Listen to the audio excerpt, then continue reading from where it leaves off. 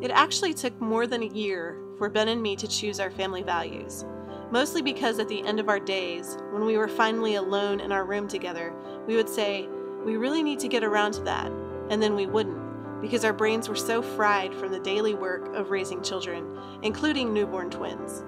So even though we had decided soon after our twins were born that we really needed these values to guide our family, we just never got around to it.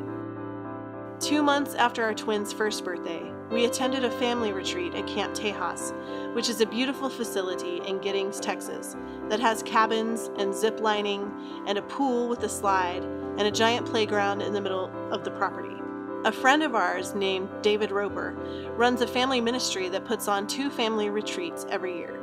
His visions with these retreats is to give families time away from their busy lives to reconnect and grow closer together.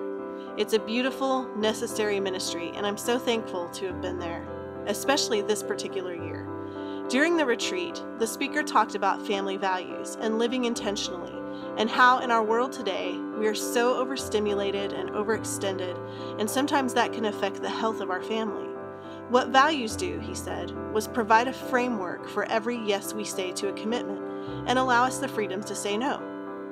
Our children were still young during that retreat, so we weren't battling things like sports and band and extracurricular activities, but we still felt overextended and overcommitted. And most of the time, we were just going through the motions of parenting instead of deliberately parenting.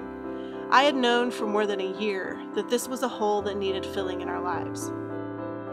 So on the way home from the retreat, while the kids sang along to the Lorax soundtrack, because it's all they wanted to listen to that year, Ben and I talked about what sorts of values we wanted our boys to explore in the years they were growing up. We talked about what kind of men we wanted them to be. We talked about what we wanted our family to look like years from now. We specifically asked ourselves 3 questions. What kind of values do we want to impress on our children's hearts? What kind of legacy do we want to leave our children? When we think of our children grown, who do we hope they'll be? Our values grew out of that discussion and those answers.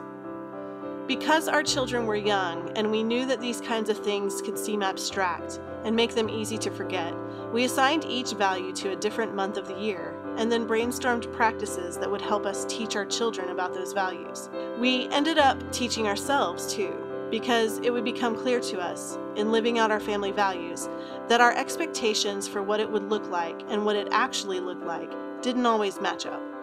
In the next video, I'll share more about that surprising reality. Thank you so much for watching.